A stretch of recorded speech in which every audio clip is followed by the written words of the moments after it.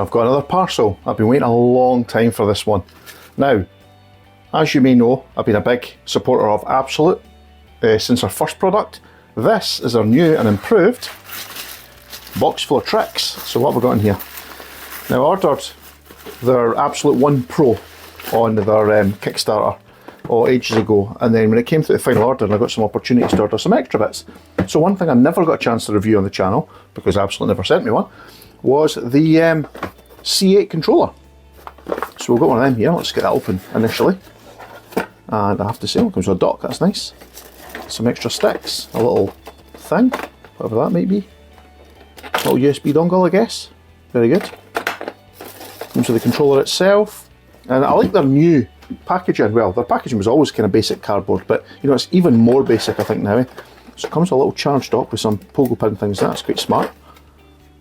Very nice, in fact. There's a little USB, a couple of thumbsticks, oops, and a USB-A to USB-C cable, and a little user guide, so that's good. Okay, let's go wired into this bag initially and see what we've got. This should just be a black one, I think. Yep, all black and extremely shiny. Wow. That is not what I expected. Does that come off? I think it does. Oh, what just fell off there? Oh, it was a little guard over the stick to keep it flat. Oh, that's nice. Nice touch for transport. And I think, yeah, you can take the covers off on these and put different ones on there, just held them with magnets. Oh wow, you can see right inside it. Oh, there's where your stick goes. For your carrying it around. And I particularly like these buttons, look at them.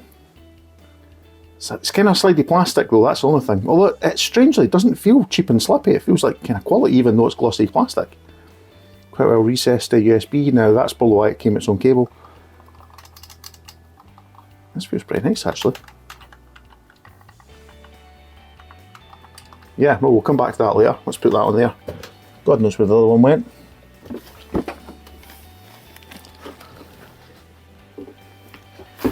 Yeah, so it's on the floor somewhere. So let's just put this back in here just now. Oh, there goes the other one too. And it didn't go in the same position. That there. And the other one's obviously rolled off somewhere. Okay, we'll get a proper review of that at some point. We also got something else in the box. A case compatible sync and charger dock. So yeah, I don't know what that's all about. I mean, it seems pretty obvious, but I didn't know that was included, to be honest. Now, I've had a bit of shenanigans with this. If anybody follows the Discord channel, the Abxylute Discord channel, you'll see that, you know, I've had to chase it quite a few times to find out what's going on with this. Now, we were told, as reviewers in Europe, because Europe didn't get any review units early on, we were told that our units would be expedited. That just did not happen. In fact, I had to chase up and find out what the heck was happening with my order, because I never got an order delivery information or shipping information, which was a bit disappointing. I have to say, I really like Abxylute. I love their products, but their communications over the last 6 months has been subpar, shall we say. Oh, it's adjustable. That's quite nice. It's actually an okay little dock, little sticky feet. Yeah, it'll stick on there pretty well. That's actually quite nice. It's a nice little value add. Looks like it's for a mobile phone. But you know what? If it charges the One Pro, I'll be happy with that. Free's always good.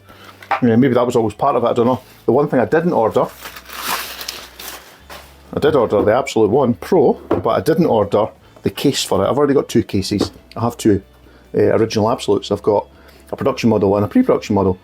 The pre-production model came with a case in the box, but I believe we don't get the nice case anymore. So let's just quickly tear it in this. I don't want to damage the packaging too much. This will tell you what model it is as well, perhaps. No, it just says it's a One Pro on the end. Doesn't give me much more information than that. Okay, let's just get a little hole popped in here. Oh goodness. This plastic likes to stretch. Oh my goodness, can I cut any of it? There you go, go on. Let's get this off. I like to keep the box as pristine as I can. So this packaging is going to have to come off. So that's just an initial unboxing. I'm going to have to spend some time on this, and I'm going to be away on holiday shortly, so I'm not going to get a chance to do a proper full review. Possibly for a couple of weeks, unfortunately. But I wanted to do this early opening since it's finally arrived. I've been looking forward to this day immensely, because so much more powerful than it was before. Oh yeah, they've just used a bit of foam padding now. I liked previously that they included the shell with it, you know, the actual case with it, a bit like Steam do. But they've cheaped out on that. And the reason they've cheaped out on that is because this product still costs the same as it did as the original Abxylute One cost, and this is the One Pro. So it comes with a charge cable, USB A to C again, a little user guide, and some information, and the unit itself. So yeah, cheaped out a little bit over the last model, but you know what? What's important is what's in here. I tell you what, this feels like it might be a little bit weightier. And here it is. It's the translucent black one, which I think is the main one. And yeah, they say full-size sticks, but these are not full-size sticks, but they are the same sort of sticks as you get in the Retroid Pocket 4 Pro and the Odin. Odin 2, I think it would be. They're actually quite nice. I think the caps on them will be nicer. It did come with some caps, didn't it? No, it didn't. It didn't come with any caps. You had to buy them separately. Another little cheap out. Strange that they included caps in the... Oh, they're different ends actually for the controller, yeah. For the C8 controller, it's not just caps. I have got some thumb caps, so I'll put some bigger ones on myself. I didn't see the point in paying for them. And that's quite interesting. Look, it looks like there's delamination happening there, but it's not. It's metal inside the shell, which is why it's so sturdy. Now what I like was they've kept the design the same. It's the same no butt cheeks model, very slim in the back. Oh, that's a big sticker on the back, that'll be getting peeled off, and I usually like to keep things on. But it's 64 gig, which is the upper one, and it's a Pro model. So the original was that 64 gig as well, or was that 128? No, it was 64, wasn't it? So it's pretty much the same layout. Everything's the same except for the sticks have changed. The D-pad feels much the same, a little bit more soft than the previous one. Buttons feel okay. Yeah, let's get this. Is that an actual screen protector? It says peel off, but I don't think it came with a screen protector applied. And I didn't actually order one because I have a glass one. Yeah, it's not got a screen protector, it's just a cover. It's actually quite a nice little cover as well. We'll put that in the box. So yeah, micro SD slot in the bottom, and I actually have, if I just move the camera for a second. So normally I try and put a giant micro SD card in, and in this case I've actually got a Patriot 256 A1, that'll be fine in this little thing. USB-C in the bottom, obviously it's got an earphone socket on the bottom, which is great. I love the fact that it's slim. But actually, when you use it, it actually fits in your hands pretty well. I don't feel this needs a big butt cheeks. I think they might have rounded this corner up a bit more. Yeah, they have, I think. Yeah, it was a bit more edgy, like at the top edge along here. It was like that in the bottom. So it's more curved. I should really get my my regular one controller. Let's just power it on and go through the initial setup process. Interesting to see how much charge is actually in this thing.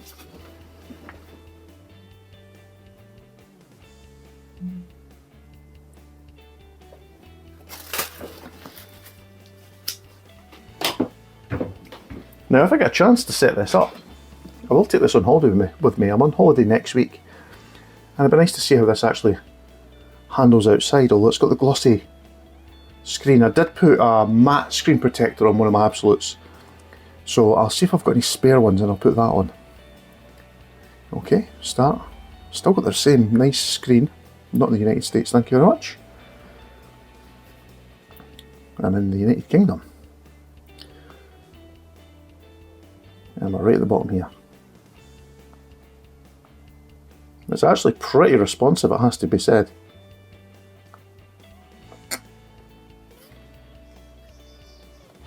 I'll connect to my Wi-Fi, which I've blurred out for you guys. We'll just get the passcode in. Right, okay, I've just spent the last 5 minutes trying to get this thing to connect to a network. I've got 2 networks in my home. I've got my original BT router, and then I also have a mesh network on our Deco setup, and neither of them are connecting. So, don't know what's going on. The last one connected fine, so I'm just going to have to go through the setup offline option, which isn't ideal. Change all these things, so it's... There's GMT going to be, because these things are never in any kind of order. And you can see it. One of the issues when you can't actually set the thing up. So leave a comment in the comment section if you bought one of these and you've managed to connect the thing without farting about. Yeah, this is So where's GMT 1?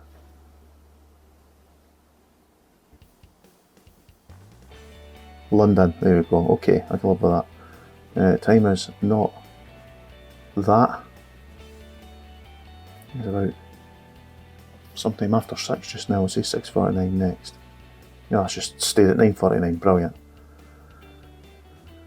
Let's just leave all these settings on just now and accept. Yeah, you're going to send device data. We're going to turn that off and submit. And there's a 10-cent games thing. Yep, don't send diagnostics to you guys. Got to set a PIN number, which is, just skip that just now. Skip anyway, we can do that later on. And let's get a show on the road.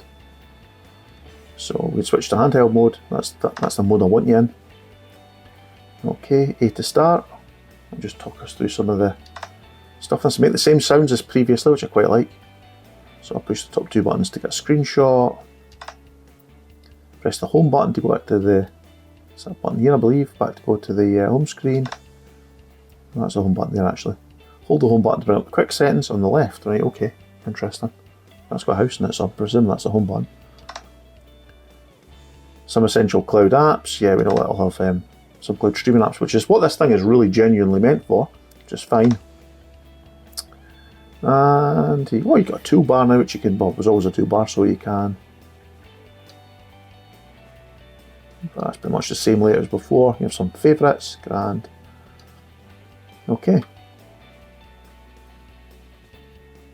Unable to retrieve data, that's because the Wi-Fi is not working. I have to say, I've always loved the screen on this thing. This feels pretty responsive, I have to say.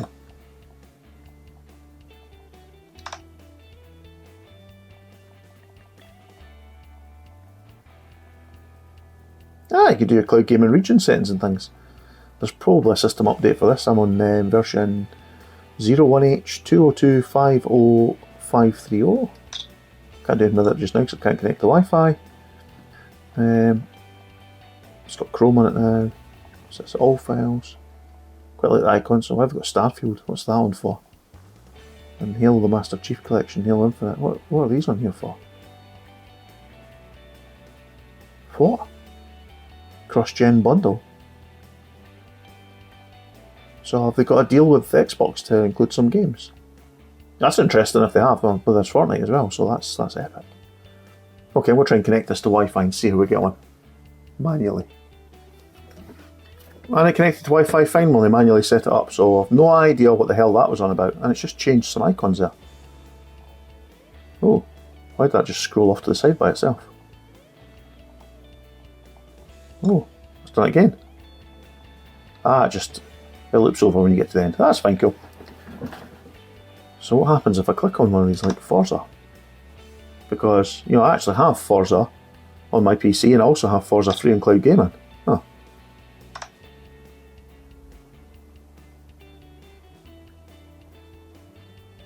Alright, so it's just got some deals. I've got to sign in, but why has it added them there? That's very strange. So it's not like you're getting a free trial. Maybe you do get a free trial.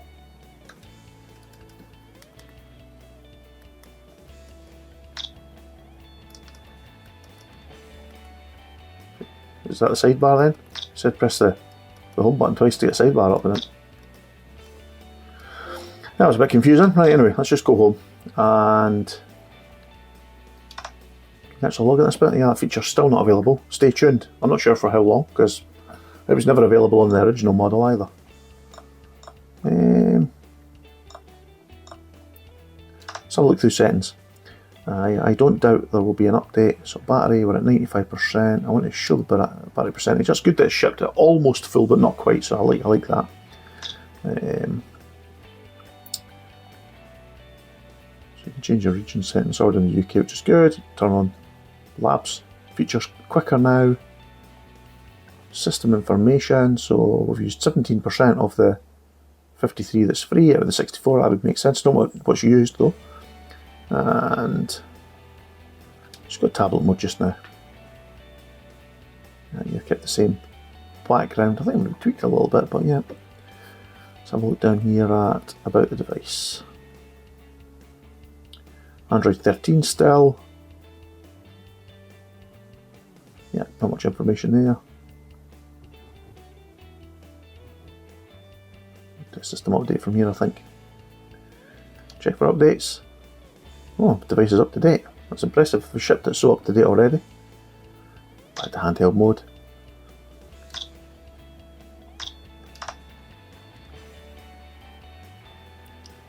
Let's just actually check the settings here and see if handheld mode has different firmware control.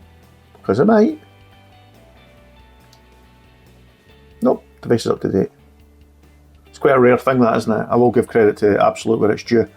Actually shipped with a live firmware version. There's no update for it, unless of course it needs one, and they haven't shipped it with one.